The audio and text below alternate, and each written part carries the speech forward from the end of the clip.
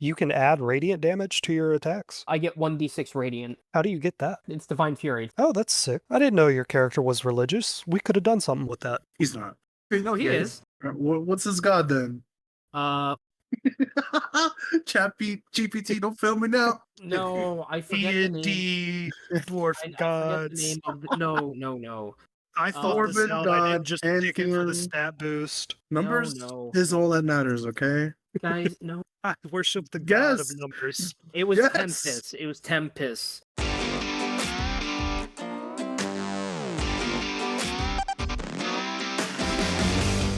Welcome to Wicked City. This is a Dungeons & Dragons game of heists and criminal politics where a group of petty thieves race to find the Vault of Dragons and its 1,000,000 gold coins. Our players are Schizofreak as Blinken the Gnome Ranger, Kirbitha as Huel the Halfling Bard, Brax as Thorgrin the Dwarf Barbarian, and Sean as Inchi the Goblin Wizard. In the last session, Thorgrin and Huel kidnapped Elzerna Castellanter, alerting every guard in the city in the process. A citywide chase started as the crew tried to remove a ring magically bonded to Elzerna's finger. The ring is being tracked by the Castellanters and their demonic guards. The session ended with Thorgrin and Inchi trying to dispose of the ring in the sewers, but they were found by Milton and the Chain Devil, Osvaldo Castellanter.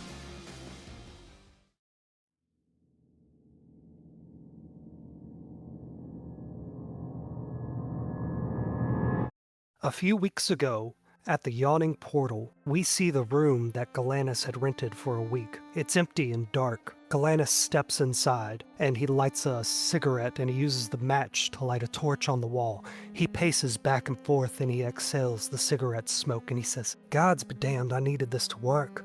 Oh, I gotta do this fast. He picks up a piece of paper and he starts speaking to it, and words appear on it reflecting what he says. "Darling, this group, they're good, but they're not that good. I don't want to put them in any danger by getting them involved in this. We're going to have to reconfigure our plans. I'm going to get a boat, I'm going to sail out to the coordinates, and you'll meet me there, and we'll go back to the hideout. Okay, don't..." And then he hears it, the sound that terrified him in his sleep a night before. Chains dragging along a wooden floor. He looks over to the window facing the outside, and there stands an 8-foot-tall Chain Devil. He smiles at the Chain Devil and says, "I'll have you know, sir, it's very, very hard to kill me in any way that matters." The Chain Devil lunges for Galanis.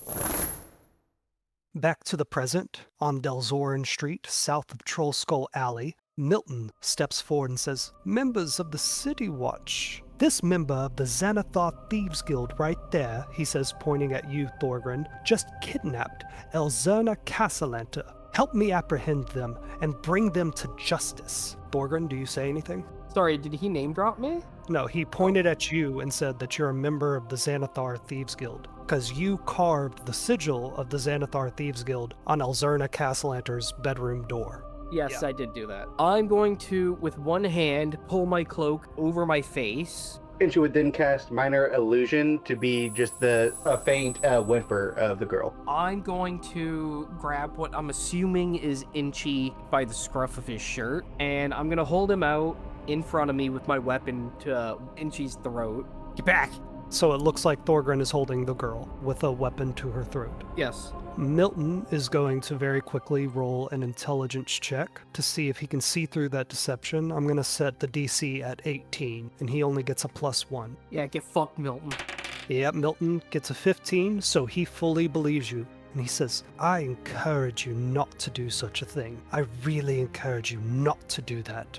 The member of the City Watch steps forward and goes, "Everyone, hold on. You, sir," and he points at you, Thorgrin, "you are surrounded by City Watch on all these streets. We have been attacked here this night, so we will use lethal force if necessary." And he pulls out a short sword. And he looks back at his injured comrade, and he motions for the other member of the City Watch to step forward. Osvaldo Castellanter is going to make a stealth check, and he only gets a 3 for that. So Osvaldo tries to hide in the shadows, but he actually trips over the dead raven that was over here. that Huel killed earlier. As he does, he bumps into the wall beside him, and all these chains that wrap around his body rattle. And the City Watch both look over to him, and they go, "Whoa, watch out, sir! There's a devil right next to you!" And Milton goes, "God below. Osvaldo, give chase. I'll handle the guards." So Milton steps towards the City Watch, and Osvaldo steps towards you, Thorgrin and Inchi.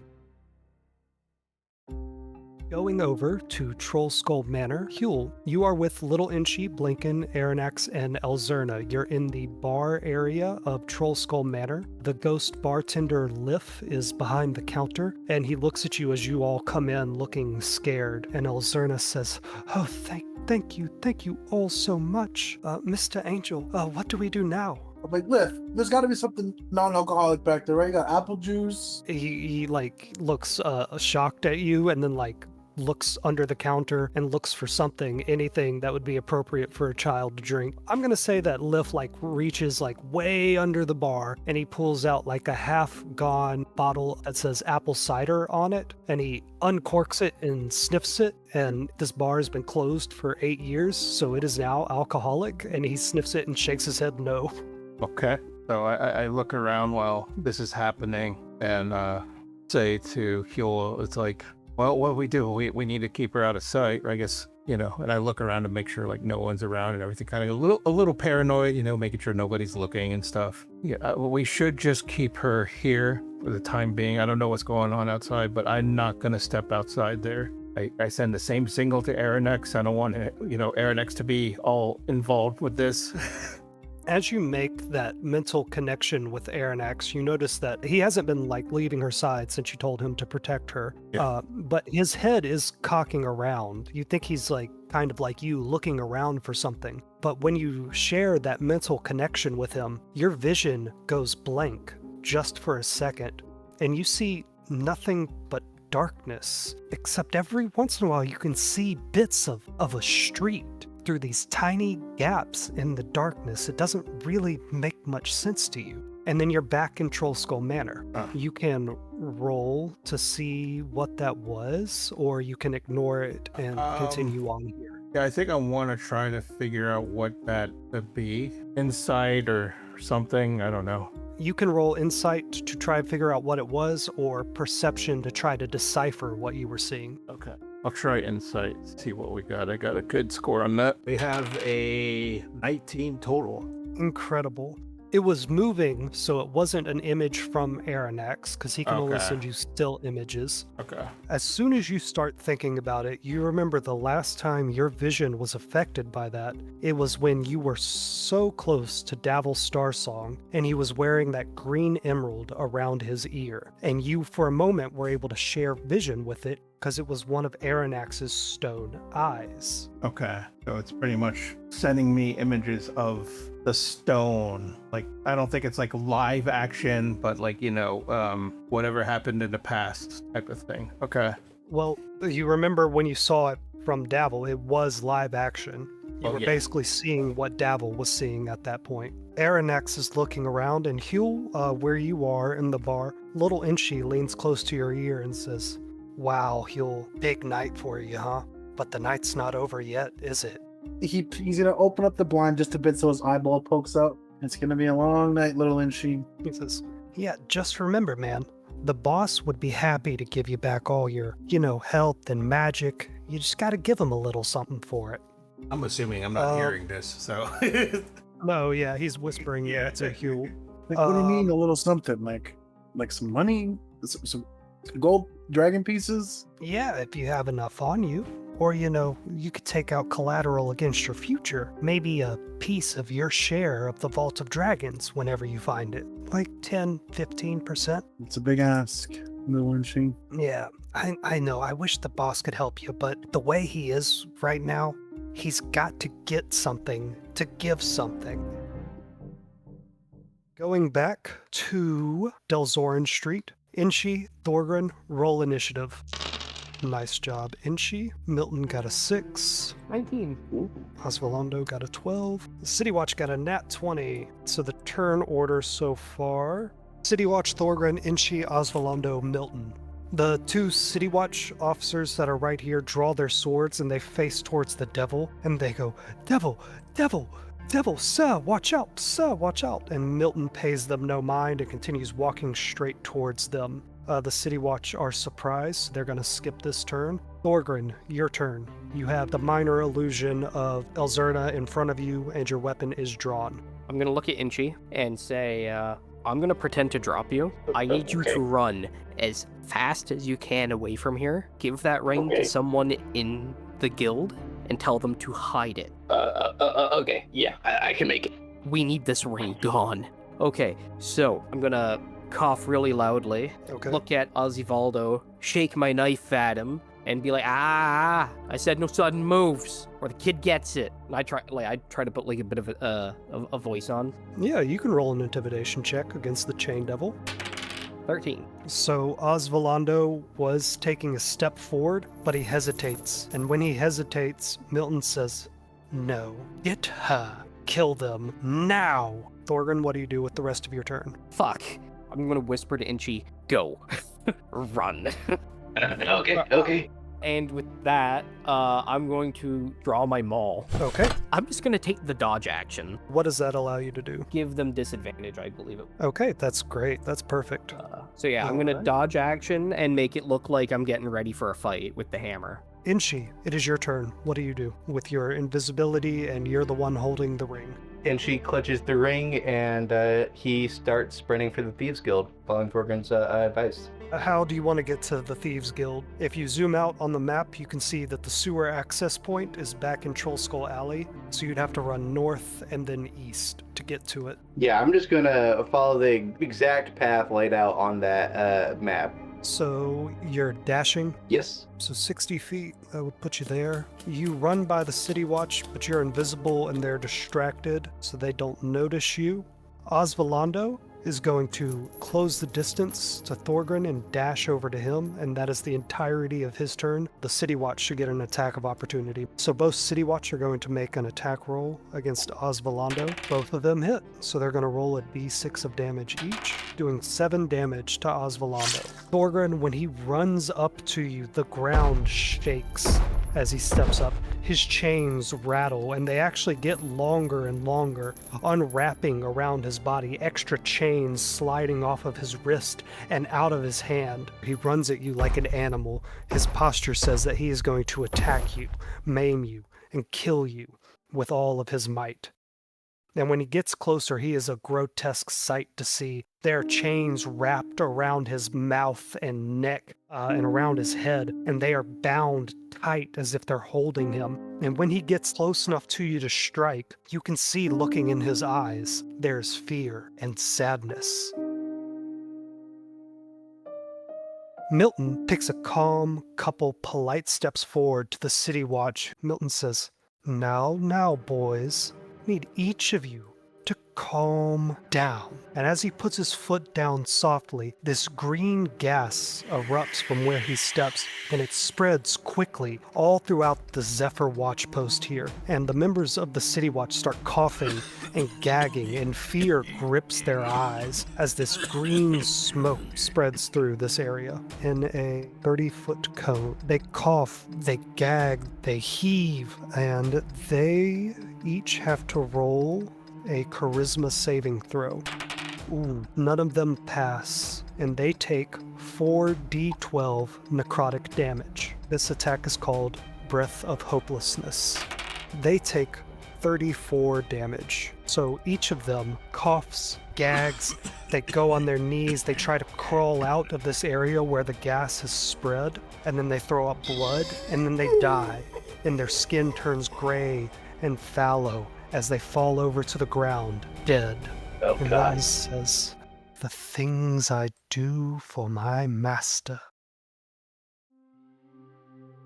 Going back to Troll Skull Manor, Blaken and Huel, what are y'all doing to hide Elzerna? Are you just kind of keeping her here with all the windows closed and everything? I think that would be the best bet. My character's gonna be like looking at her saying, "Don't worry, we're here. We'll try to protect you from the bad things out there. Just don't go outside. There's a lot happening, you know, trying to explain the situation while I'm trying to look around, seeing what I can do, because I know she's a little kid. She's going to keep asking questions anyway, so I'm just going to keep repeating things. To her mind, she's out of danger because y'all got the ring off, which is what you were trying to do. Yeah. So she's, being a kid, she's trying to pet Aranax and calm Aranax down, even though he seems very tense and he's looking around and sniffing the air. And she says, Mr. Angel, do I still have to go to school tomorrow? I think they have some sort of holiday. I'm not sure. I'm going to keep looking around while... That's wonderful. And she looks to you, Huel, and she says, do you know how to cut hair? I would love to get rid of these locks. Mother makes me keep my hair long. She says it's feminine that way. Yule is drinking the apple cider. He's got one eye half closed, the other one is wide open. Oh, it is some strong apple cider. It's been brewing there for 8 years. Yeah. I roll a constitution check. That thing is better aged than most of the wine you've drank in your life. No, I mean, it's not like impure. Okay, yeah, so Huel's drinking and he's like, a haircut, huh? He starts doing that thing with his hammer. He's making like a picture frame. I want to dye it black. Mother never lets me wear black. That's a good idea. You have long... No, don't do it yet. maybe cut the hair, but don't do anything drastic yet. Well, she's got blonde locks, Blinking. They're gonna recognize her right away. Well, I mean, sure, but like, you know, we don't want to.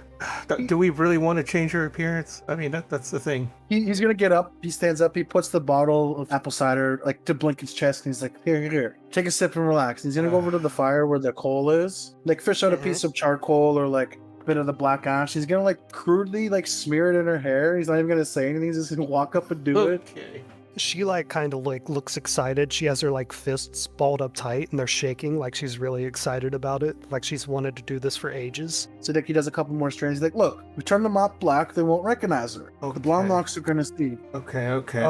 Huel, it's not a perfect dye job. This will wash off if she gets it wet, but it does coat her golden locks in a black dust, and it noticeably changes her appearance. You know, with a little hat or a shawl or something, it would really change her look. Yeah, and I'm gonna like keep going through, and then like after he did that, and I kind of whisper to Huel going up close to him, and says, "Why don't you have any more like, I don't know, makeup like kits or disguise kits to help that as well?" Also, her golden pajamas would be a dead giveaway as well. Yeah, that's probably true too. So disguise kit might help in this situation too. Puts out a loud like, "Oh yeah, there we go." And then he's gonna bust up the costume there. Bust out like a little, like a brown shawl, like you were saying, a little hat. There, she looks like a patron now. Yeah, you'd have to dig into your own clothes because y'all used your last disguise kit getting ready for your interviews yesterday. Yeah, I think probably it might be better around my size because I'm kind of,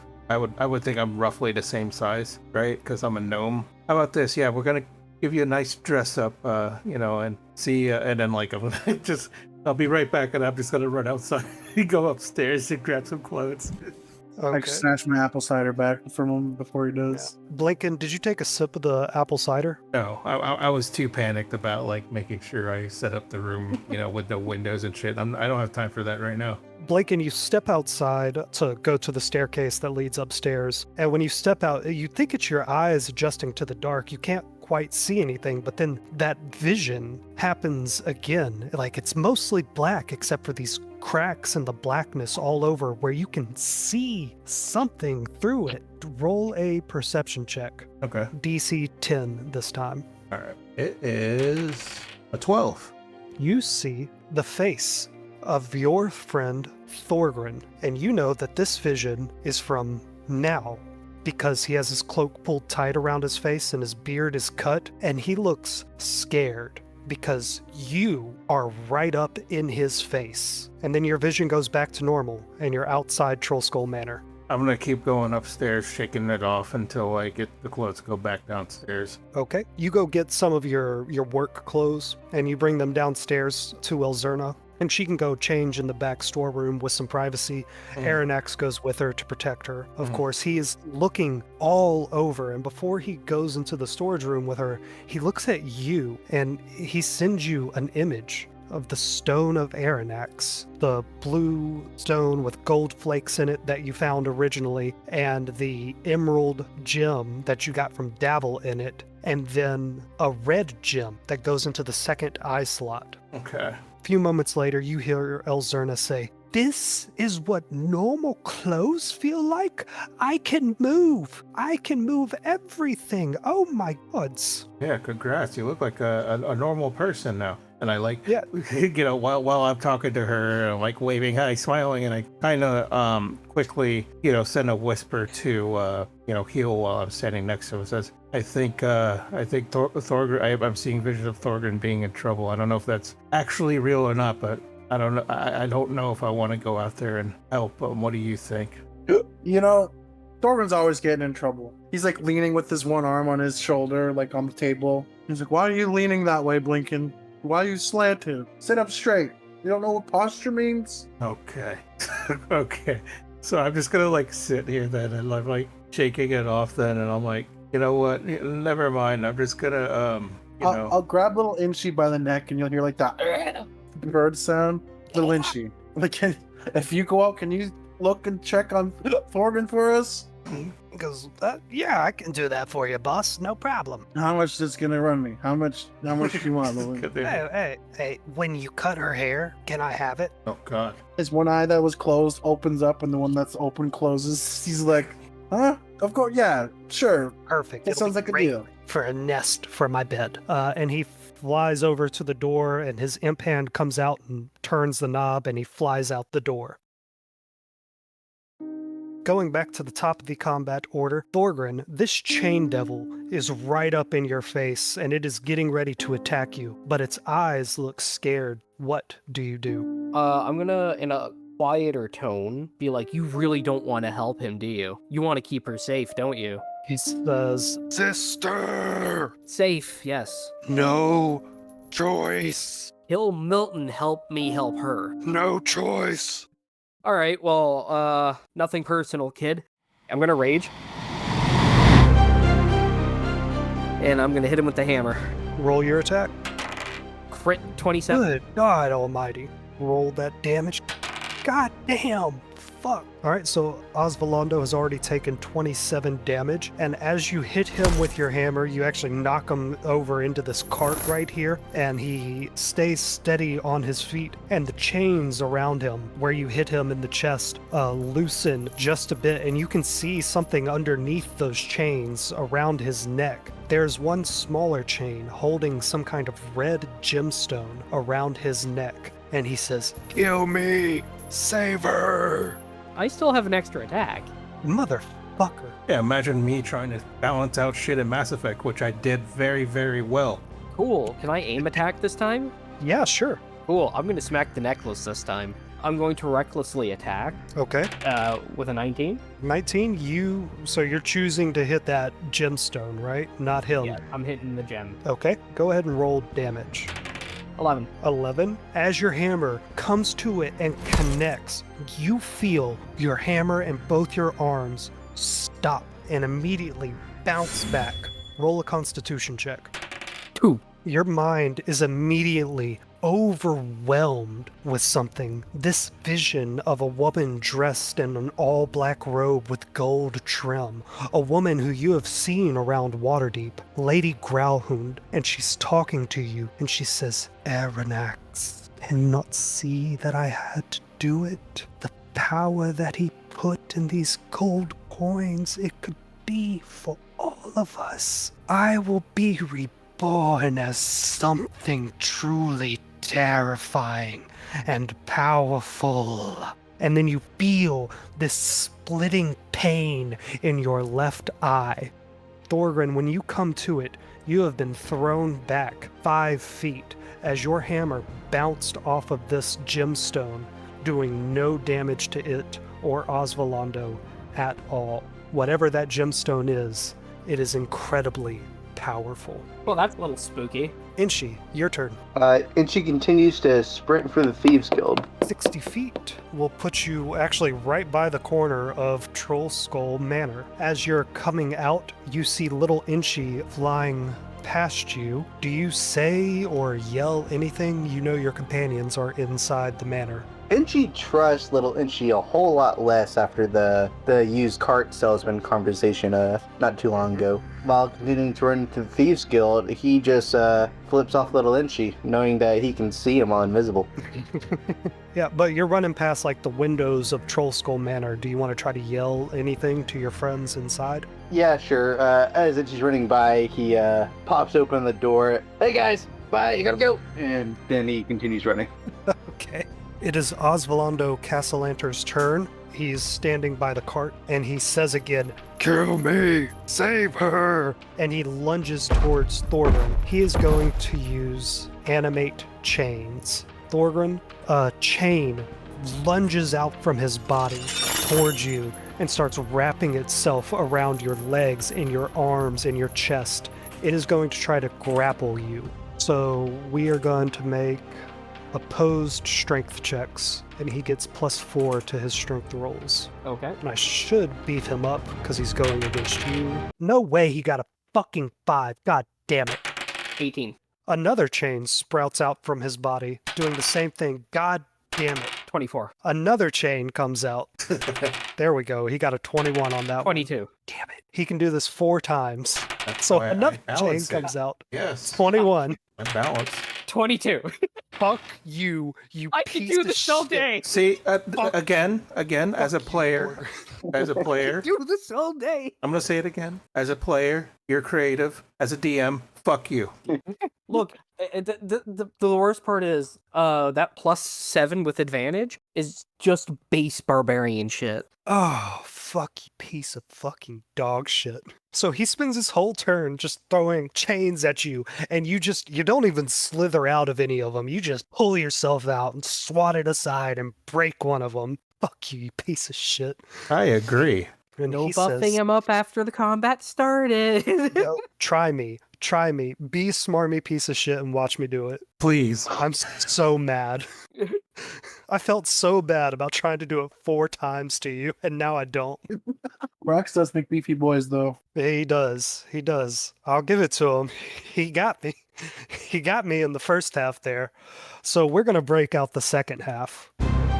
Milton looks over to you and goes, My, Osvaldo, have we finally found something that you cannot hold? No worries. And Milton becomes engulfed in this green gas. The gas hardens and takes shape, and it appears to form wings at his back as his clothes fall off, and his hair hardens and changes shape, and he rises into the air, and we see Milton's true form. Milton, a demon from the 9 hells, a banished servant, the eater of hope. And he flies over towards you, and he lands gracefully on clawed feet, and he is going to make an attack with his claws. Add advantage. He gets advantage? Yeah, I reckless attacked on the Yeah. bonus attack.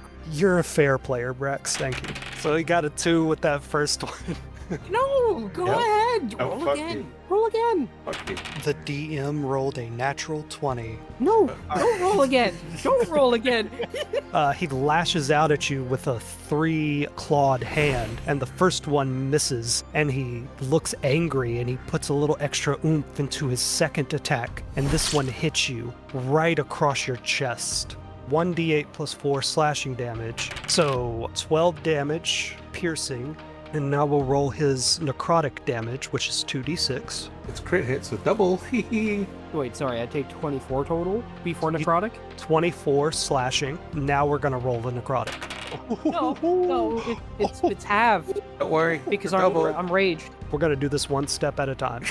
You took 24 slashing damage, Okay, so I take 12. and you just took 16 necrotic damage. Okay. Okay. You're still standing? Yeah. Okay. Thorgrim, with the way his claws tore through your cloak, you know if that happens 1 or 2 more times, your cloak is going to rip off and he's going to be able to see your face. And this close, he might recognize you. Going back to Troll Skull Manor, Elzerna Castellanter steps out of the back room. She's wearing some of your work clothes, Blinken. They're covered in like some grease and oil from where you're polishing up the wood that you carved during the day. There's some cuts and tatters in the sleeves, and she is like throwing her arms around and like lifting her legs up really high in her pants and like stomping her feet down with her shoes. And she says, I feel like I can move for the first time in my whole life. And she's just kind of jumping around and trying to get Aranax to jump around with her. And Aranax is just like holding one paw up to where his left eye would be. And he's acting like he's in a little bit of pain. Blinken, Huel, what do you do? Hey, you be careful with that dog right there. She goes, I didn't do anything. I think maybe some dust got into his one eye. Do dogs typically only have one eye? This one does. Wings? Yeah, this one does.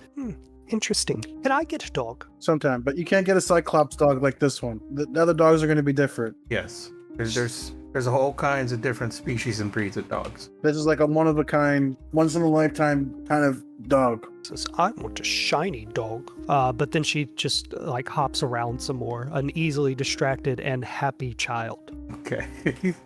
You know, I look at Aranax, make sure he's okay. You know, are you doing all right? He sends you a mental image of a woman that you've seen before, Lady Growlhund, a tall, slender woman in all black with gold trim, reaching some clawed fingers directly towards like your eye, like they're so close to your eye, like you instinctually like try to swat them away, even though they're not really there. And again, Blinken, your vision right after that ends transforms, and you see your friend Thorgrin, blood pouring over his face and chest as some three-fingered clawed hand swipes at him.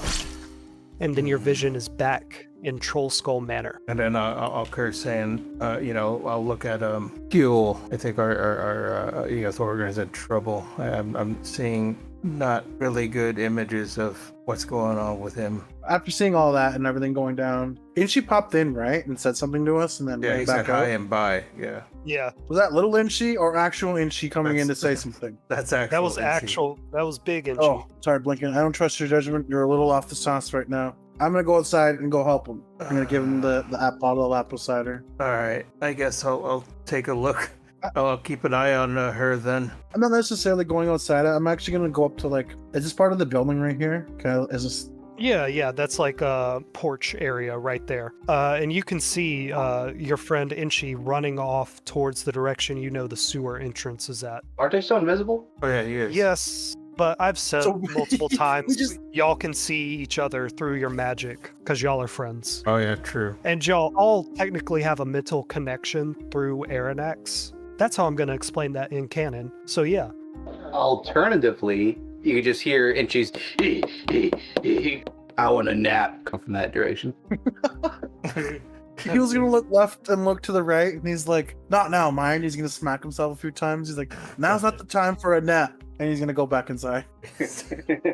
Fucking hell. Blinken, I told you had too much. I'm gonna snatch the apple cider back from him. You're just hearing things. Inchi wasn't out there.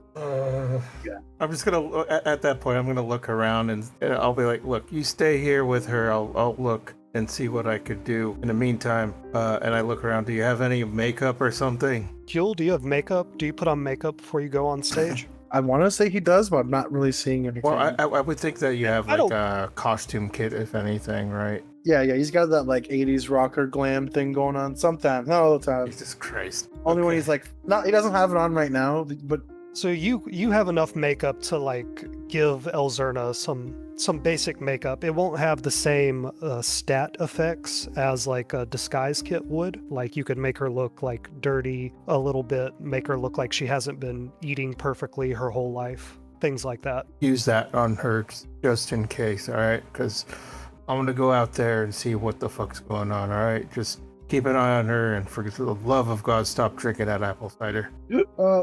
I don't feel so good. Yeah, no I think I need to shit. take a nap. No, don't take a nap, you asshole. Just keep watch with her. And then I look at Aranex at the same time and say, keep watch with her. And I'm gonna walk out. As you walk out the door, Aaron X, he knows protecting Elzerna is important, but he also wants to go with you. So he kind of sends you a mental image of you two fighting together. I know, but look, and I point at Huel, look at him, he's not even impaired. He's getting there. So you need to keep watch with her. Huel is good and all, but you want to make sure she's protected. One of these days we'll fight. Just patience. Okay, as you exit the door, he sends you an image of love, you two sleeping in the bed together like you were earlier tonight. Lincoln, you step out and you are right here. From here, you're gonna be held to distance rules. Okay. It is Little Inchy's turn, and he is going to fly 60 feet. Or fuck it, I'll say he dashes, so he flies 120 feet. Up to about right here so he can see what the fuck is going on. He goes, yep, big night. Very big night. And he has about 40 feet of movement left, so he can come back to the edge of this roof right here next to Corlin's crown. And he goes, hey, Blinken, you need to get over here. Fast. Ah, shit. Alright, Blinken, roll initiative. Okay. Oh, perfect. And so you go after Milton.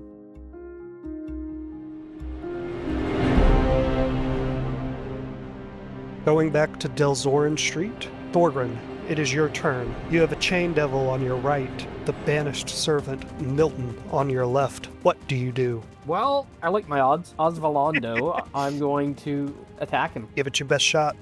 25 Yeah, that hits.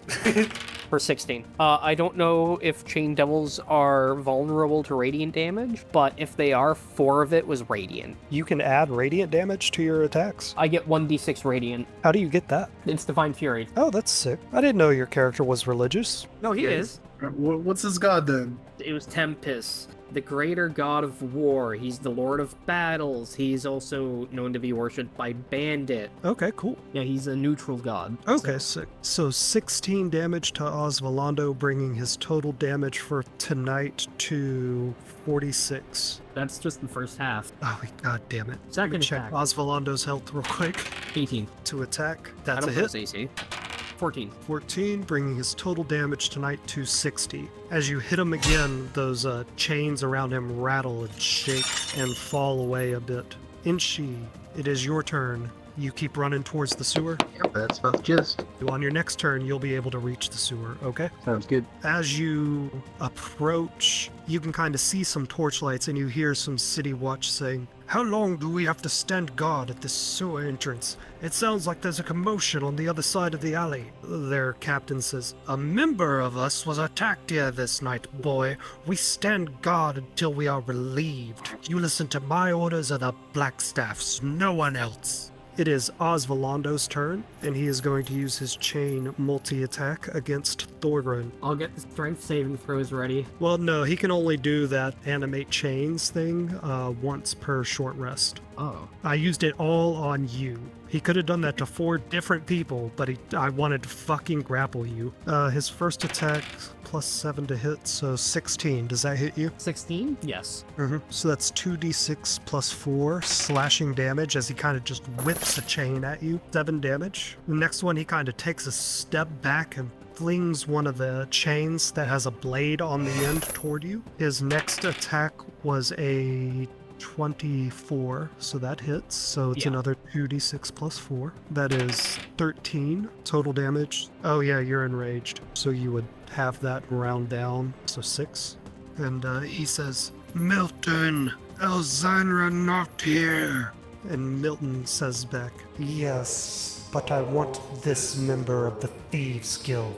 And now it is Milton's turn, and he is going to again swipe at you with his left claws, +7 to hit. So that was a 23, so that hits. I'm just going to go ahead and roll his other attack now too. Okay. That was 11, so the second attack doesn't hit. Okay. We'll roll damage for the first one, 1d8 +4 for the slashing damage.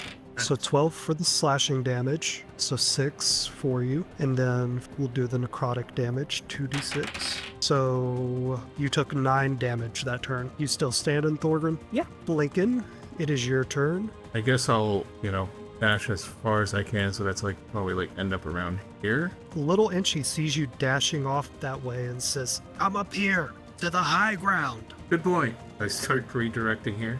He like comes down and like offers you his leg. He's gonna try to like flap his wings and help pull you up. Yep. So it'll be your whole turn to get to the edge of this roof, okay? Yeah. You get up here and like little Inchy stops flying and falls to the roof. Blinking on this roof, you can see up to the third level of Corleon's crown, which is a greenhouse, and it's like lit with candles from the inside, and the glass is all fogged up because it's hot and humid in there.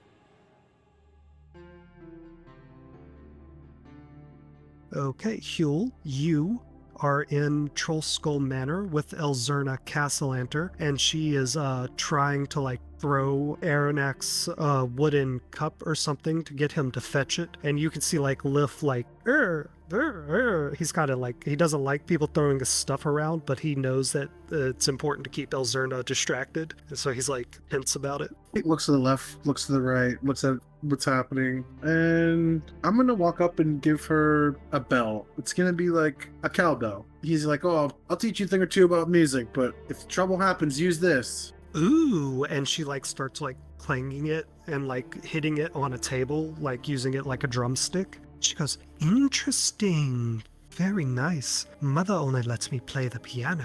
She doesn't like me making loud noises." Yeah, this is real loud. Yeah, and like with this instrument in her hand and her black hair and her worker's clothes, she kind of looks like a little bit punk, like a little street rat. Yeah, he looked like somebody you'd be hanging out with. Is she? Perfect. I mean, I hang out with Inchi. What am I saying? He's gonna shake it off. I don't know if I should leave. Okay. I'm like, Liv, if I was to leave and something bad was to happen, could you protect?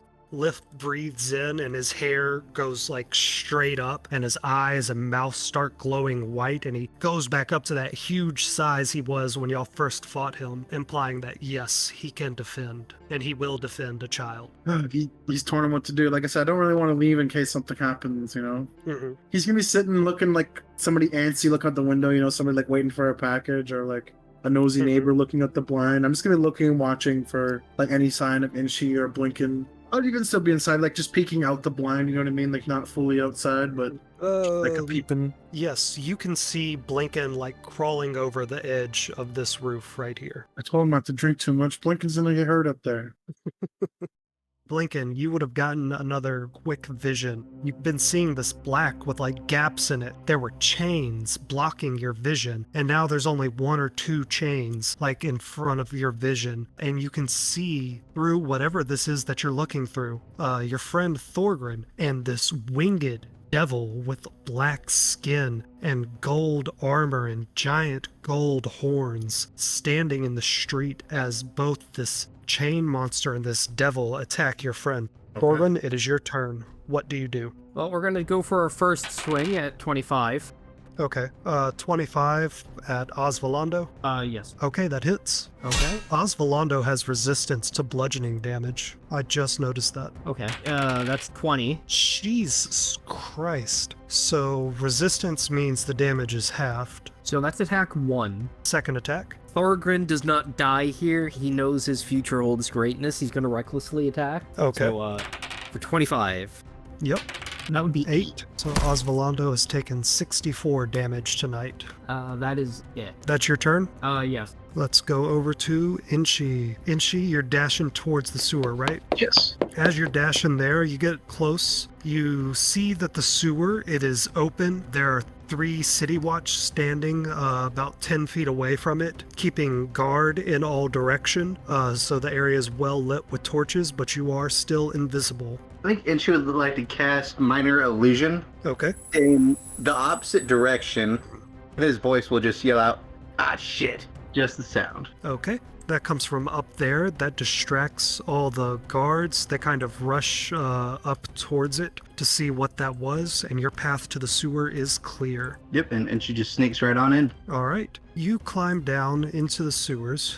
You're right here. And as you get down there, are you still invisible? Yes. You hear a voice say, "Who's there? What was that? This is Thieves Guild territory."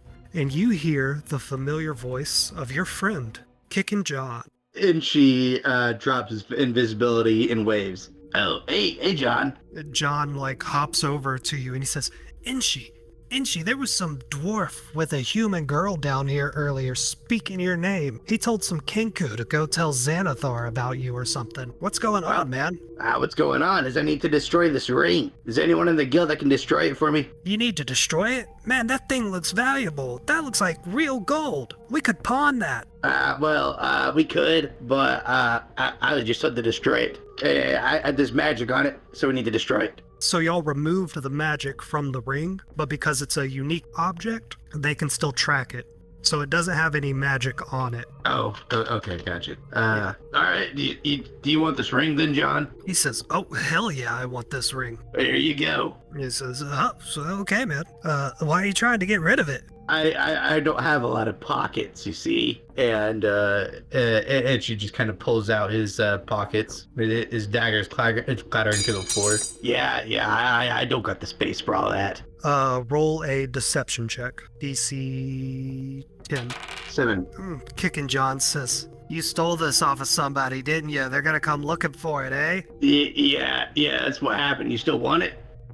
He goes, value. Hell yeah, man. Back at the base, I got a lead box I could put this in. They can't track an object if you put it in a lead box. Oh, really? Stick around your own one-legged friend Kicking John. I'll teach you a trick or two. You only have one leg now? He's always only had one leg. Oh no, he has no arms. I forgot. John, you died with one limb. Are you okay? No, I forgot his thing. He has no arms and both legs. He reaches up with one foot and he takes the ring from you and he kind of dexterously puts it in a pocket that he has on his other pant leg. And he says, yeah, man, don't worry about it. I'll take care of it for you. And hey, if I get a good price for it, I'll give you a gold coin. That's why you're the man, John. And I hold out a fist bump for him. And he reaches up his foot that is covered in sewage water. He curls his toes and he gives you a little fist bump. All right, I gotta go. He says, okay. Hey, man, come by the guild sometime. There's gonna be another fighting tournament soon. Yeah, I can watch some death. Fuck yeah. I will, I'll do that. Okay. And he walks off back towards the Thieves Guild. Yeah, then she climbs back out of the sewers. So, Itchy, you crawl out of the sewers. You don't have your invisibility anymore. The city guard is kind of looking, saying, "Oi, where'd that voice come from?" And their captain says, "Must be somebody who saw us and turned the other way. No, we're gonna stand our post, folks. Don't investigate it. Get back to that sewer." And she got some visibility again.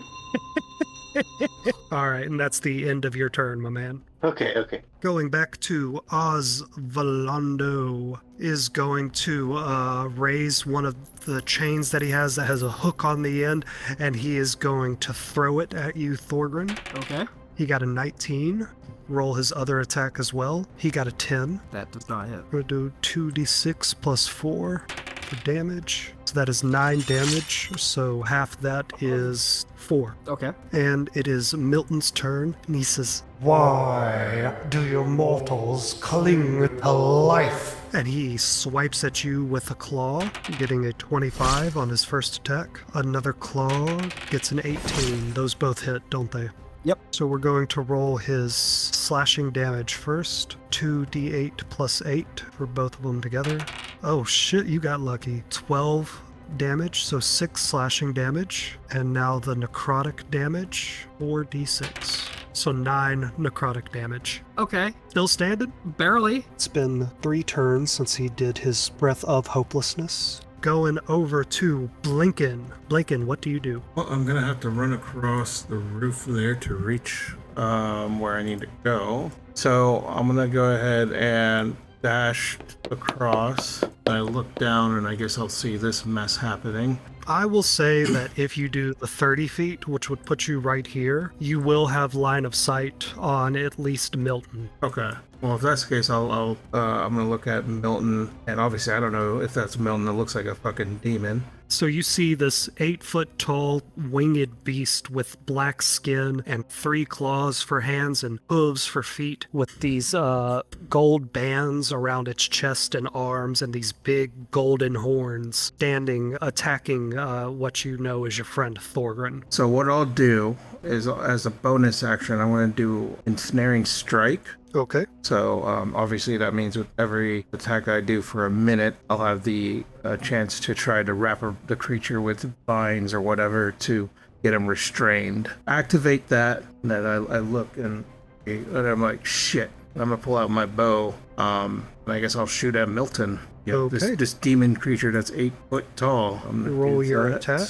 10. Haha. Misses. And I'm gonna roll again because, extra attack. 20. Hey, there you go. That hits. Damage. 6. And then I'm gonna do... They have to do it, right? Roll the strength save to try to break out this vines crawling up from ensnaring strike. If they fail, then they're restrained. Okay. Strength saving throw. Okay. The Eater of Hope gets a +4 to strength saving throws.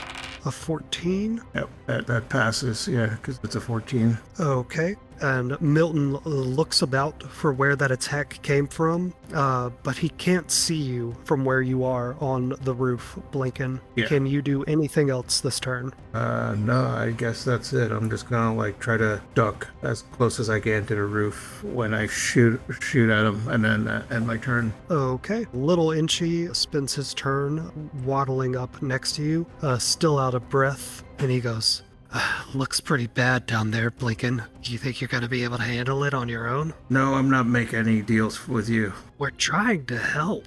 All right, give me a little something here. Do you recognize that guy there? He goes, yeah, you've met him before. That's Milton. What? Is he, I whisper, is he part of your crew or something? What? How does that work? How do you know that guy? Oh, I can just recognize devils on sight. He never fooled me. Oh, okay.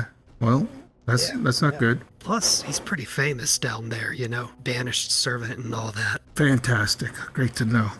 Okay, Huel, it is your turn in Troll Skull Manor. Elzerna is continuing to try and play with the bell, and she actually has pretty good rhythm. You heard her play the piano earlier. She's very proper with it at first, and then she starts getting a little bit loose with it, really jamming out, asking you what the halflings play where you're from. We play a lot of mishmash and a lot of nothing, He starts just smashing away on his lute, just random nonsense. And she keeps rhythm with you pretty well. As y'all are doing this, Aranax, sensing what Blinken just saw, looks at you, Huel, and nods his head over to the door with a panicked look in his eye. Oh, jeez. You have to go to the bathroom, Aranax?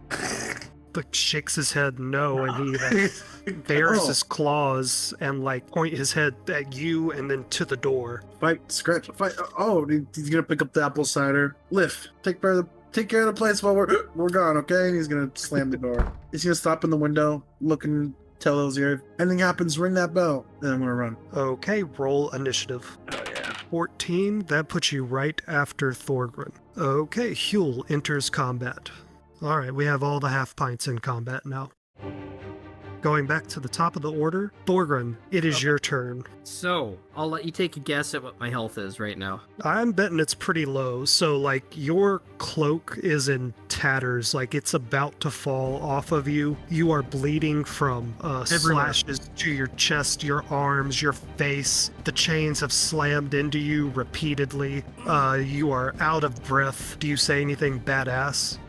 Standing there at 1 HP, Thorgrim he's gonna let out a very long yell, and this is so cheesy as fuck. You can't kill the chosen of Tempest, and fucking run. I'm not running. I'm telling whoever shot that arrow to fucking run. And I'm going to reckless attack Milton to the top of the head to try to get his attention back. I'm full putting all the weight in. I'm just bonking him straight on the top of the head. So I'm gonna reckless attack Milton. Okay. That's a scam. That use my first info? attack, of course you can. One more for 14. That also misses. Okay, well, He is looking up at the roof. You swing at him, and even though he's not looking at you, he ducks out of the way of it, not taking his eyes off the nearby roofs. extra attack. Also reckless for 15. That also misses. Again, he just ducks out of the way, trying to see where that attack came from. He's looking off to the right of the greenhouse across the street. Do you want to do anything else to try to distract him? I'm gonna charge through them. Just break them up. You know, I'm getting in there even more. Oh, okay. All right, yeah. Little Thorgrin sandwich. Yeah, you know, I'm like hitting them with both ends of the hammer, trying to get in, you know, get their attention. Okay. And once I'm in between, Milton's still looking, I'm going to try to like jump up and, you know, get in his face. Like, absolutely pissed off, blood coming down the side of my mouth. You know, like, motherfucker, I'm still here. He says, "You are of no distraction to me, you nameless Thieves Guild goon." I'll do to you what I did to the granny. As I say that, I can feel like my soul just fucking crush itself. Yeah, I'm gonna fuck you up like I fucked up that grandma, Milton. He looks down and he says, "That voice. Do I know you?" Mask off, I spit in his face. Oh shit. Okay. You rip off your mask, revealing yourself to be Thorgrin, the rude dwarven barbarian that has come into his room at the Yawning Portal and taken a bunch of his snacks before and walked away with them. And then you do the most insulting thing you can do to a proper man, a distinguished man, a man of etiquette and manners. You Where? spit. I don't see one. He even in this form, like he walks like with proper posture. He still like enunciates his words properly. Like he cares about these things. And you spit in his face, and that enrages him. And now you have all of his attention. You insulted him, you disgusted him, and now he feels betrayed as well. He paid you well for those jobs, and this is how you repay him? You're gonna get it. Huel, And I you're kidnapped the girl. What you gonna do about it? also From that. then. Yeah, he failed to protect a Castellanter, his one and only job. All right, you have his attention. Good. Huel, Now I'm hoping that it gets whoever's nearby the fuck away. Huel, what do you do?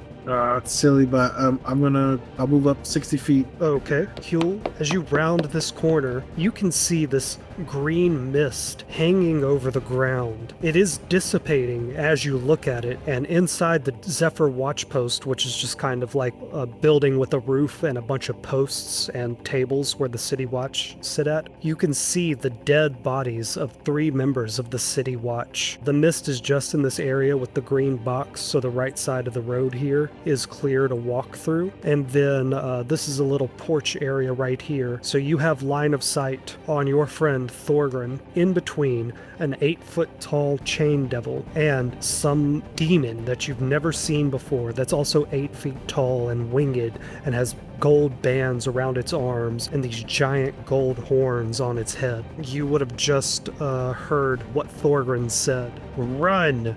And then spit in the face of this demon and distract this demon. What do you do? I mean, that's all my movement, right? 60 Yeah. feet. You could say something if you wanted. I'll just kind of hide here for a minute as I'm watching this all go down. Inshi, it is your turn. You just turned invisible right next to the sewer grate, and you can swear you hear on the winds from, what is that, 100 feet away? Ooh, 200 feet away? Just the whisper of your friend Thorgrin yelling, "Run!" Inshi, what do you do? Now I gotta run back to him. Okay, and she starts running back to Dorgan's last known location. Are you gonna run around the alley again? You could also try to climb up the roofs or something here to get back to that last known location faster. Oh no. Oh yeah, scared of heights. Yes. All right, that will take you right over here past the bent nail. I'm not It sure is- if you've ever had this much cardio. All right, go on. Okay, it is Osvaldo Castellanter's turn, and he looks at you, his body in a rage, fear and sadness in his eyes, and he says, Kill me. Save her. and he tries to grab you. Roll a strength check as he attempts to grapple you. 21. Oh, Osvaldo said Yeah. that too. Okay. Yeah, he's not whispering it. All right. So Osvaldo adds +4 to his, so he got a 23. So Thorgrin, he grabs you, he picks you up over his head, and he throws you to the ground. Okay, how Wait. bad do I dent the road? He threw you down, doing 2 damage. So you just knock a few pebbles and rocks out of the way as you hit the ground, and you're so thick and dense, You don't even bounce off the ground. You just hit there with a thud, and you lay there unconscious. And he again yells at you, angry. Kill me! Save her! And now it is Milton's turn. And Milton says, "Oh no, Osvaldo. Your whole family will belong to the Master before you are ever dead." And Milton, he gets 2 attacks. So he is going to swipe at you, Thorgrim, with his claws. And he gets advantage because you can't move. So first attack. Oh, That's a hit. Thorgrim, you have 1 death roll. Okay? Yep. Milton is going to attack again with advantage. And he doesn't even need it because that first one hit. oh yeah, yeah. So that is 2 death saves. All right, and that is Milton's turn. He says, Filthy little dwarf. You should serve your betters. Blinken, your turn. I'm gonna look at little Inchy right after that happened. He's already looking at you. 10%. He opens his mouth, and normally a 3-fingered clawed red hand comes out, but this time it is the well-manicured hand of a human dressed in fine clothing, and it holds its hand out for a handshake. I extend my hand. As you reach up, time slows down. What exactly did you want from this? What I want, since I heard to kill Osvaldo, I want to see if it's possible to kill this guy. Okay, so you want Osvaldo dead. Yes. And you hear that voice that you were talking to earlier in Troll Skull Manor say, "Osvaldo, he's a big guy. He's a great guy. He was a gift to me, actually. One of my favorites. I mean, look at him. So big, so strong. 15%. 15. All right, fine. 15. Time speeds back up, and you complete that handshake, and Osvaldo rears backwards. His chains fly off of him. He screams at the night, and the chains that were attached to his body rip, tearing his flesh. The chains fall out of his arms from his body, and his muscles fade, and he collapses to the ground, dead. And Blinken, you know in your heart, the moment you touch the gold in the Vault of Dragons, 15% of your share goes to Avi, the used cart salesman. Yep.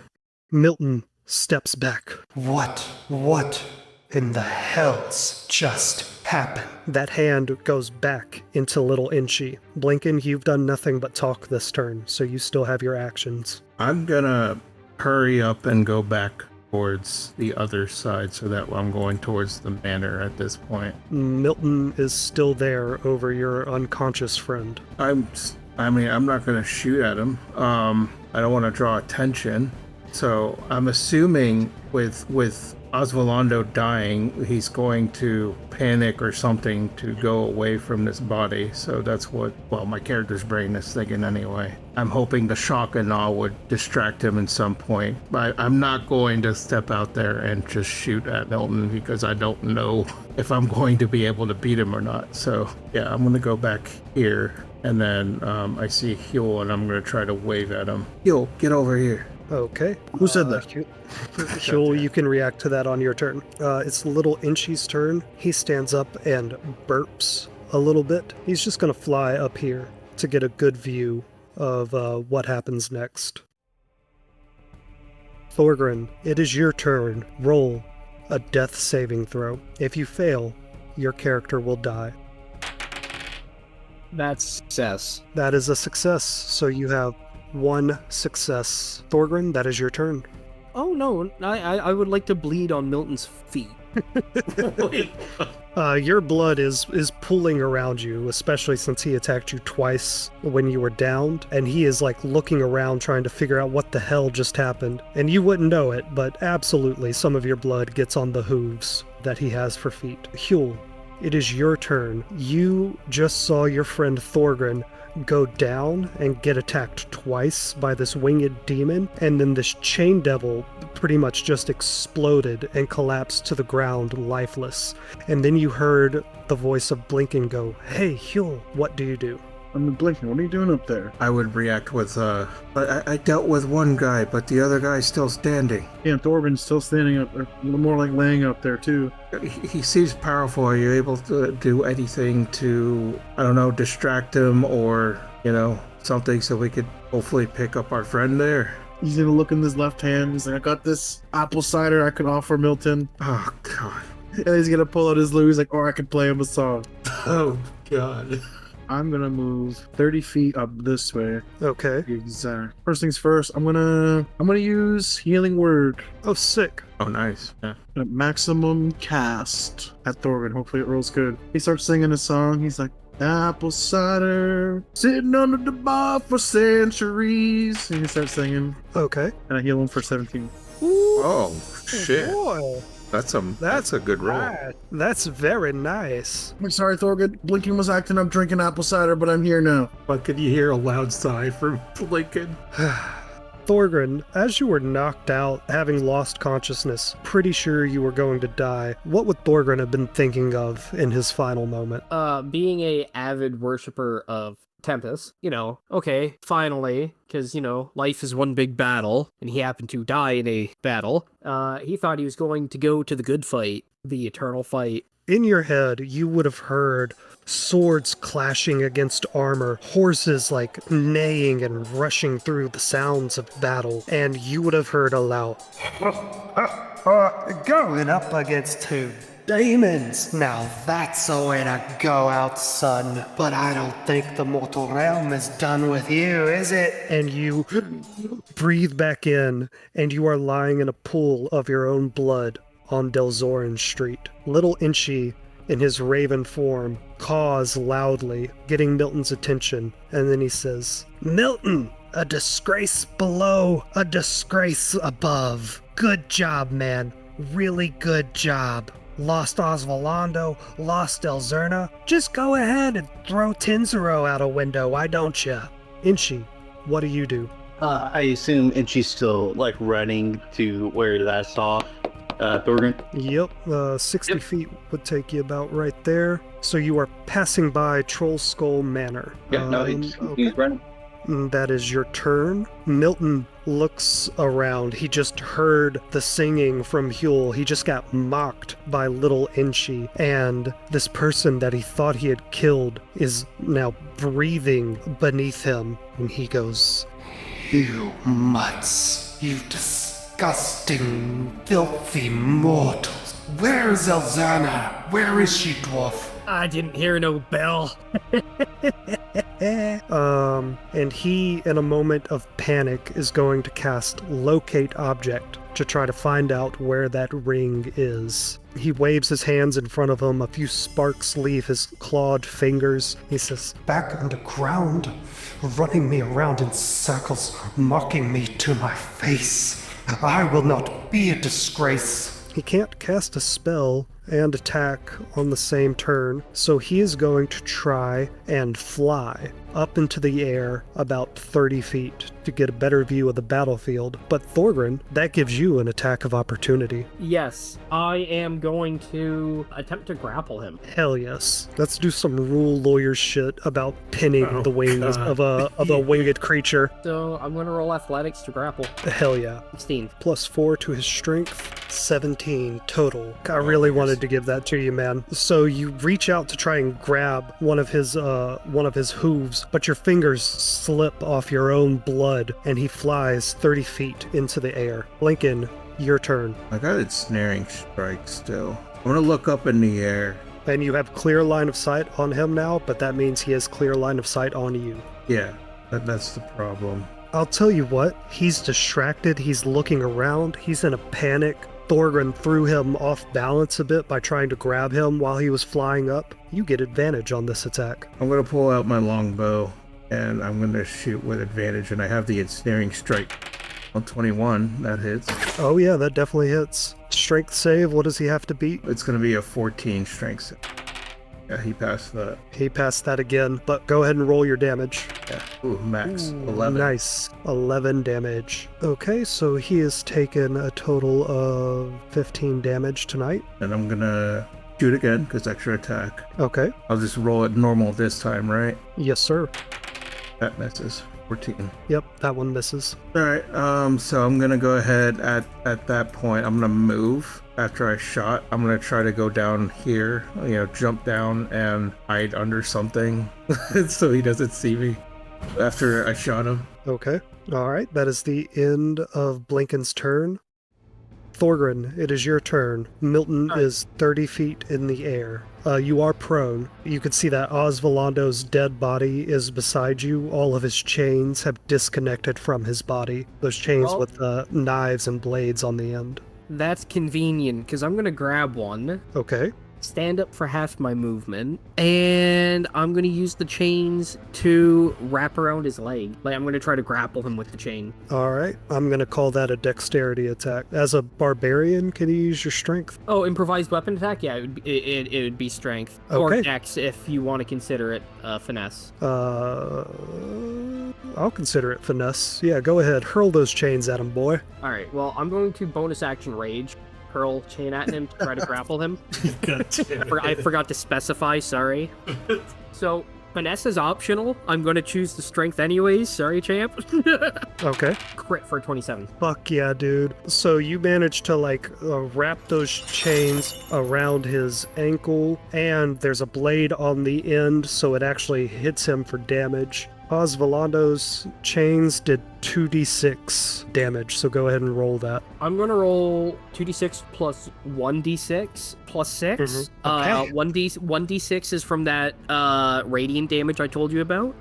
He's stronger with the chains than the chain devil was. What the fuck? Oh, sorry, it would be plus 8. It would be plus 8. Plus 3 comes from half my level, rounded down, for the Yeah. 1d6. Yeah, okay. And then plus 4 for strength, and then plus 2 because rage damage. Okay, man, just So tell me I'm what it dealing is. 3d6 plus 8. We're looking at 23. God fucking damn, dude. Oh my That's God. attack That's- 1. That's great, man. That's amazing. So that's 38 damage for tonight. Roll your second attack, or Alright. pull on those chains. I'm going to tie the chain to myself, Okay. and I'm going to start climbing up the chain. What's half of your movement while you're enraged? Now he's just turning into fucking Kratos. This is some fucking God of War shit. So my movement, my movement does not increase with range. My movement's 35. Okay, so half of that would be Is 17 and a half. 17. So you managed to climb halfway between the ground and Milton. You're just swinging in the air, going, "Get back here, you piece of shit, bat." When I'm done with you, I'm coming for the girl. I want him on me. I want his attention. Okay, that definitely gets his attention, and now he can't leave you. Huel, your turn. Oh, sorry. Can I add in one last thing? Yeah, sure. Why not? I was just gonna tell the guys, run! Okay. Now, at this point, Milton has seen Huel and Blinken, just for the record. Because that's why he flew up in the air, to figure out what the fuck was going on, and he would have seen Huel and Blinken when he did that. He's flying up. He flew up 30 feet in the air, and then he's just flapping his wings, hovering there. He wanted to get a better view of the battle. That was the end of his turn, was flying up. And now he's chained with Thorgrim, doing Kratos Now he's shit. chained with the God of War. The fuck? You do look like Kratos too. You look like Kratos if you just took him and in Photoshop and just Yeah. pulled it bar He's the down. The McDonald's kid meal version of There you Kratos. go. Yeah. Yeah. Yeah, he's Picture's Kratos. Picture's got a huge head with a small butt. I'm kidding. Yeah. Chibi Kratos. Jesus. Huel, your turn. Okay, this is Yeah, what are you gonna do? He stumbles out from the alleyway. You see the stink cloud from the building. It's clearly another stink cloud of his own. It's like dust and dirt, like that kid from Charlie Brown. Peanuts. But anyway, Oh, yeah, yeah. Yeah, He you're comes a up. drunk character from the Looney Tunes. Yeah, he's got his apple cider in one hand and the loot in the other. And he puts the bottle down. You hear that clunk, like the hollow bottle echoing between the buildings. I'm gonna try to cast Tasha's hideous laughter Oh on no. up in the Let's air. go. I know Let's Thorgrim's go. up there. I got a plan if it works. I just want it known. I did tell you to run. I'm drunk. I'm Yeah. not listening. It sounds like somebody I know. No, I'm kidding. Shut up. So he needs to roll a wisdom save. What does he gotta Oh. beat? 15. The Eater of Hope has magic resistance on saving throws against spells. That's just a no-go, right? No. He has advantage on this saving throw. I should have done that for Blinken's Ensnaring Strike, but it didn't end up mattering. Yeah. So what does he have to beat? He has to be 15.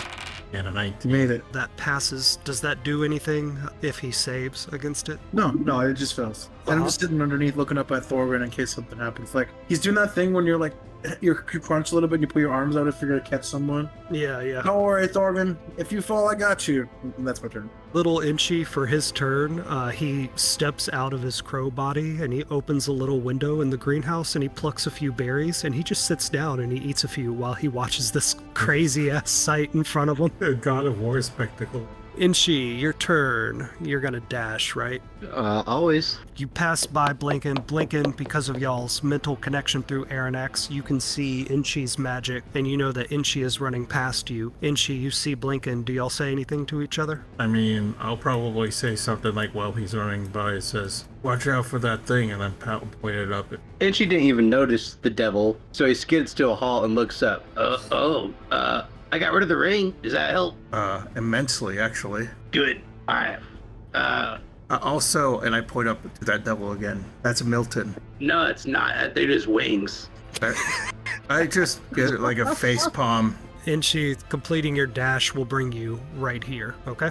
Okay. Yeah. As you round this corner, you can see what you remember as the Zephyr watch post, the 3 dead city guards, and you see this green gas that Milton was able to summon, and you see the last wisps of it as it fades out of existence. So that means it's only been 6 rounds of combat, boys.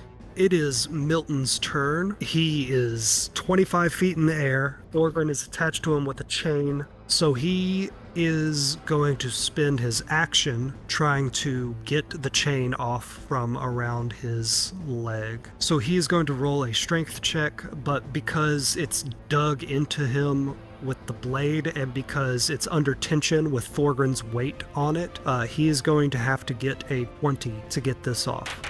Motherfucker.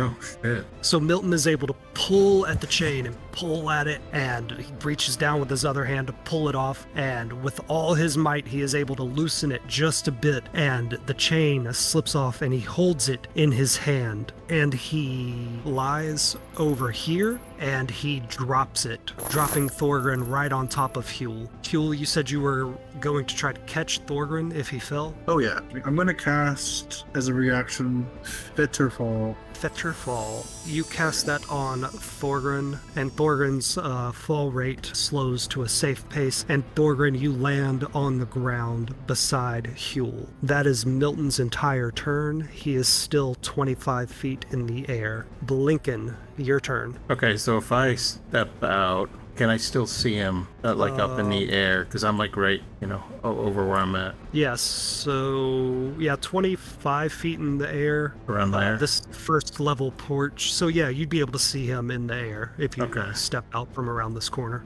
Okay, so I'll do that. I'm gonna look up. I'm just gonna shrug and salute him just in case he sees me. And I'm gonna put a hunter's mark on this guy now. You do this at first level? Yeah, I'll do it at first level. Okay. So I'm gonna go ahead and try to hit him with a longbow. My snaring strike is still there because it's concentration as well. So Okay. 21. 21, that hits. And then- Milton rolls with advantage against the ensnaring strike. What does he have to beat? It'll be 14. Yep. The DM rolled a 19. Come on, Milton, you're too powerful. Imagine. All right, go ahead and roll that damage, and I'll add 6 to it. All right. So 7 plus 6, 13. 13? 38 plus 13 is 51. So Milton has lost over half of his health. Okay, I'm gonna go ahead and try shooting again. Okay. There it is. I hit again. Yep, go ahead and roll that damage. 12 damage. 12 damage. So that brings him to 63. He is now bleeding black blood from his chest. There's a hole in his wing where you hit him earlier, and he looks down at you guys with a rage and a panic in his eyes. This isn't the panic that was there earlier, the panic of failure. This is a more mortal panic. Thorgren, your turn. I'm going to grab the chain again. Okay. Come on, Krato. We're doing it again. Let's go. You failed the quick time event the first time. Do it again. Yeah, do it again. 25. So he fails. You grapple him again. You pull him another 5 feet down, so he's only 20 feet in the air now. Okay. I'm going to... Roll damage because it has a knife on the end of it. Oh, yeah. And it's a brand new turn, so I get all my damage buffs again for 18. Fucking free modifiers. I'm going to jump up 17 feet. You could jump 17. Okay. Yeah. Why? I'm not even asking the question. Yeah, of course. Okay, 1 second. I'm just gonna double check my math. It'll take 2 seconds. I can jump 13 feet. Okay, I lied. I'm gonna jump 13 feet off the ground, Okay. grab the chain, Mm-hmm. and full strength, and use my weight to pull him down back to the, like, 17 feet to the, 13 feet more to the ground. Okay. I'm just gonna make him that back down with me. a strength check going up against his wings. You're gonna need to roll a 20. I'm gonna roll athletics again because it's the same modifier. Sure. And I'm enraged, and I get bonus to strength checks. Yeah, that's why it's a 20. 27. I'm Jesus. hitting. I'm like Leaps. beating my fists on my fucking legs. Leaps in the air like a kangaroo. Fucking nat 20. So you just pull on those chains and you slam him into the ground. He's gonna take 2d6 for falling 20 feet out of the air. This is some God of War bullshit for sure. This, yeah, you went full fucking God of War. This is so dumb. Milton has taken 90 damage tonight. As he slams into the ground, like one of his wings breaks and his horn like chips as it bangs into the cobblestone road. And he goes, Huel, your turn. This winged beast that someone has told you is Milton was just slammed into the ground right in front of you. Oh, and Thorgrim, you still have Featherfall on you, so you just drift back down to the ground Oh, true. like a fucking superhero. Fucking God. You can't escape me, devil boy!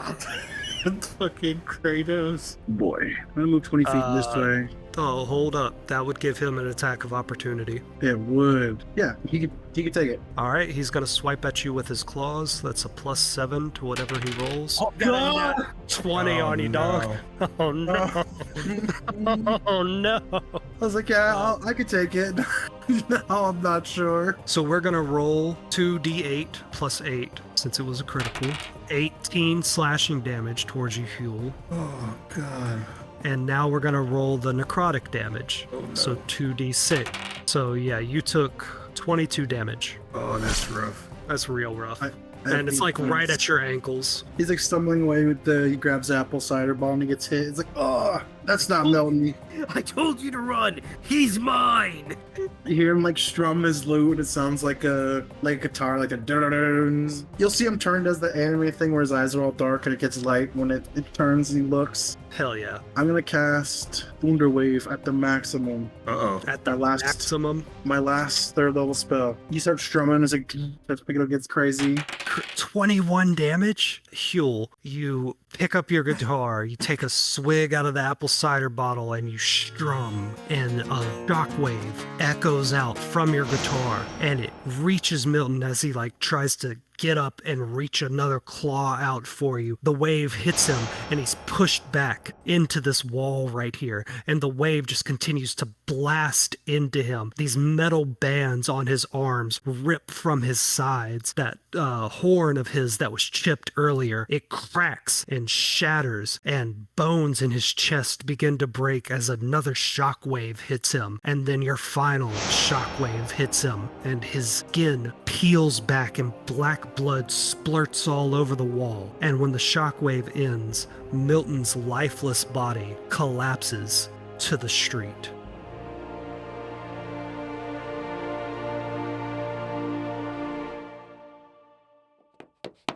And she runs straight up to Thorgrim and Huel and says, "All right, and she's back. Let me out." God damn it. And she, hey! And I took care of the thing in a week. Blinken, just so you could be over here for this, Yeah. from your vantage point, you could see that Milton fell over. Yeah. I'll be like at least at the alleyway there and kind of, see what the fuck's going on. All right. and little Inchy is going to fly over here and land on this box. There stand before you 2 dead devils, 3 dead members of the City Watch. Thorgrim, you went to the edge of death and just barely came back. Huel, your leg is throbbing from the necrotic damage that you took. Inchy, you are exhausted from all the running around that you have done tonight. And Blinken, you know in your heart that you've just made a deal with the devil. Yeah. And little Inchy pops another berry into his mouth and says, "Yep, it was a big night for everybody, wasn't it?" And she rubs his heels. Yeah, it's been a team effort. Mostly me, but good job, guys. I just roll my eyes and take a deep breath and says, "That's Milton, huh?" Was Milton. Oh, you're serious? You think I was lying? Little Inchy, and I point at little Inchy. Tell him that's Milton. And little Inchy says, "Yeah, that was Milton. See, he failed the boss down in the hells and he got banished up here to the material plane. And I guess he was a failure up here too. Serves that pompous bastard right."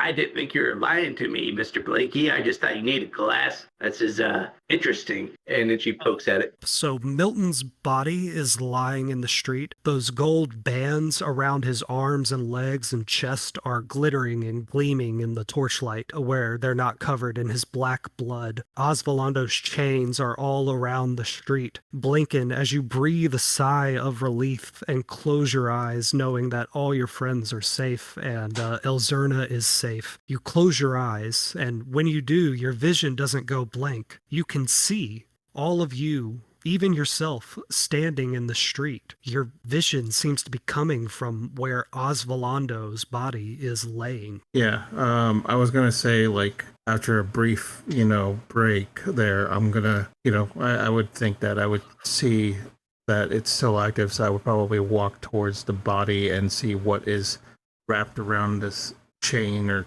neck or whatever. So around Osvalando's neck, in a golden chain, which is not the same type of metal that his other chains are made of, there is a gemstone that is shaped like an oval where the top and the bottom are 2 points, very similar to how Davil's earring was in his ear. Osvalando's chains are still lying around the street. Thorgrim, if you want to collect those. Inchy, do you want to do anything?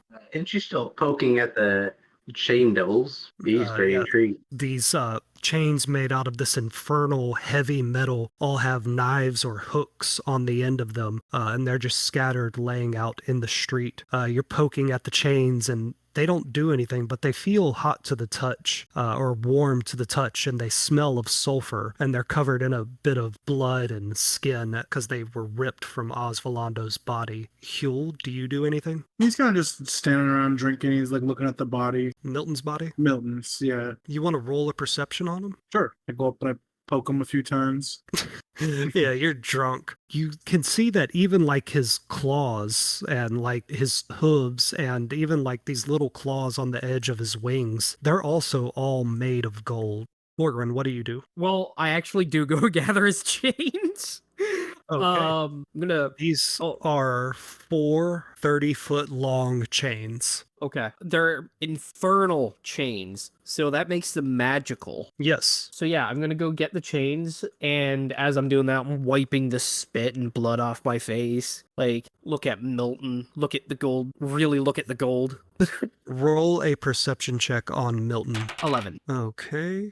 Milton has a satchel tied around his waist. I'm gonna grab the satchel. Careful. Okay, it's not dangerous. You can look at it. So one of the things from the Golden Vault book that I forgot to do is I was supposed to let you pick an uncommon magic item as a reward for completing the heist at the museum, and I forgot to do that. So I just put in the group chat a list of uncommon items from the DM's manual. You can, as a group, pick which one you want, and I'll say that it is in that bag. Okay. It has to be uncommon. Blinken, what did you do once you saw that ruby gem in the silver necklace around Osvalando? I'm gonna carefully pull out the ruby gem and kind of, I'm picturing that while I'm doing it. I'm like closing my eyes and then like seeing myself closing my eyes, Mm-hmm. So I'm gonna go ahead and pocket this and kind of obviously take a mental note and probably show it to Aranex once you settle the little girl down. Okay. Do y'all want to do anything else here on the street, or do you want to get back to the tavern? No, I think at this point, once I grab the ruby, I'm just gonna look at the group and says we should probably go back. Oh, nap time. Give me a second. I'm gonna do like a pat down on Milton. Fuck's sakes. No. This guy was the head butler to the Castellanters. If they're gonna come after us, if they know anything about us, this guy would have information on him. Whether he would have something directly leading to that information or literal information on him. We need this to be safe. I will tell you that Lady Growlhoon is probably the one we want to worry the most, not this guy. Okay, Thorgrin, roll another perception check on him. 18. 18. Again, you pat him down. His skin is hot to the touch, where it wasn't ripped off by Huel. Whenever you touch one of those metal bands embedded in his skin, that is cool to the touch, like real gold. Same with his horns and his claws. There is also some small necklace around his neck. It's just small and silver, and half of it is painted blue and half of it is painted orange. And it also has a key, a big, fancy, ornate key, like it would go to the front door of some kind of fancy manor. Other than that, he has nothing on him. Okay. I am non-magical. Is there a way I can tell this is cursed? I mean, I could do this, and I could use detect magic on it. Yeah. Blinken, you do that. The key is not cursed. It is a mundane object. The oval is the opposite of a curse. It is something that protects you from a curse. I'm gonna grab both. And that's it on him? Yep, that's it for him. Okay, Anything then- else for Troll Skull Alley? Yes. If I'm Uh-huh. already carrying back a ton of fucking chains, I'm carrying back some gold. I'm chopping off the gold. It would take you quite a while to get it all off of him, but you notice that horn that Huel cracked, like if you gave that one good tug, you could probably pull that off. I'm chopping him up. Okay, that'll take Get you a it. while. I Yeah. assume everybody else is going back to the manor. Yeah, I'm just gonna shake my head and walk away. I had enough. Okay. Thorgrin, you spend about like 5 minutes out there doing all of that gruesome work. I should have had some guards walking up to rush you, but I'll give it to you. But I'll say when you're all done, you have about 10 pounds worth of gold. Well, to the victor come the spoils, right? All right, yep. So you do that and you haul your infernal chains and your bloodied gold. Slowly you're trudging back to Troll Skull Manor. Couple more minutes and we'll be done, guys. I just want to make next session getting back to the school, which is what this was supposed to be. All right, Blinken, you enter into Troll Skull Manor and you can see that Elzerna is like holding Aranex and like petting him, and she says, "I thought dogs were supposed to have fur.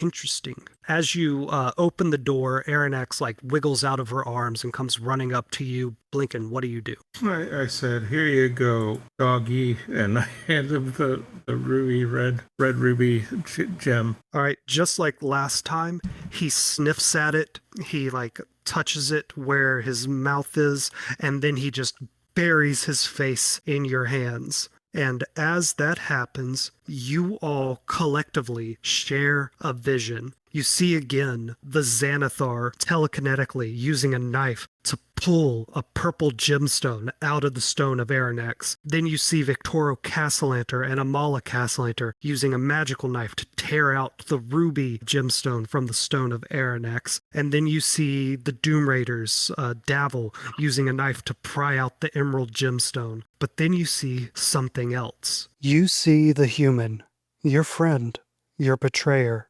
Lord Dagult Neverember. He's but a pup compared to your colossal golden body. He bickers with a human woman.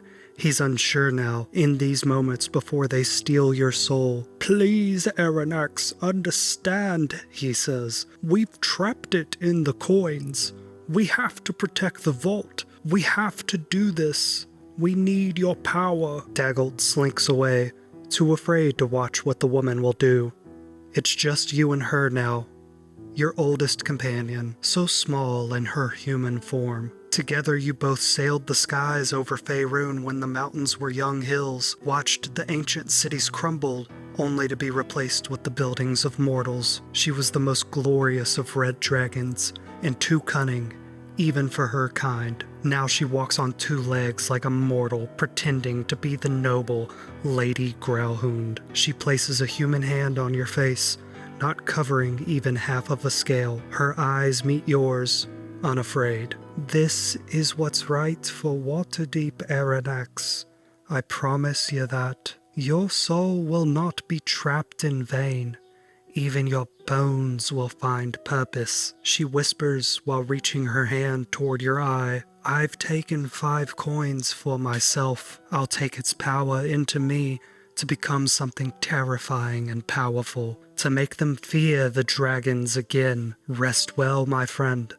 I expect we won't see each other ever again. And then you hear the voice of Aranax say, there are traps that guard the Vault of Dragons. These traps can be disabled by Riddles 3. I have a head. I have a tail. The more of me you have, the more you can get. What am I? I am a one-way conversation with history. Unless you know what me say, it's a mystery. I am a boneless vertebrate that never lived, but embrace me, and you swear I did. If you drop me, I'm sure to crack. Give me a smile, and I'll always smile back. What am I? And then, blinking, Aranax pulls away from your hand, and he grows, and his wings furl out, his horns on his head grow longer, his scales get bigger and shinier, his neck gets longer, and he is now even bigger than you, than all of you. He's filling up most of the space between the ceiling and the floor. Aranax is now the size of a young dragon, and all of you level up. Sweet. And actually, in a couple of hours, y'all have your first day of school. Oh yeah, true. We have to teach.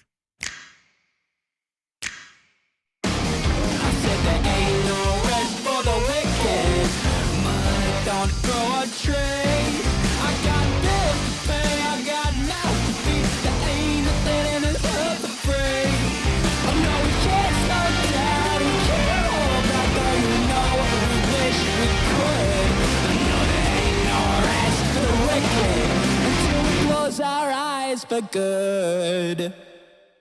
That was a great session, guys. I really thought one of you was gonna die. It was close. It was very close. No, I had it figured out. I had a full game plan ready. I think Thorgrin saved everybody's life by taking them on 1-on-2. You know, I was worried that this fight was going to be too hard. I actually disempowered Milton from what I wanted him to be. That was some insane damage. At the beginning, whenever he just wiped out all the city guard right there. Yeah, if he had gotten one more attack, he would have done that to y'all, because it just finished recharging. And to think, I was holding my own. I was dealing out as much as I was taking. The intro music is Ain't No Rest for the Wicked by Connie Jash, and the video is Waterdeep Dragon Heist by Smite or Flight. This episode also featured a piano cover of This World from Westworld, performed by Dominique Carpentier.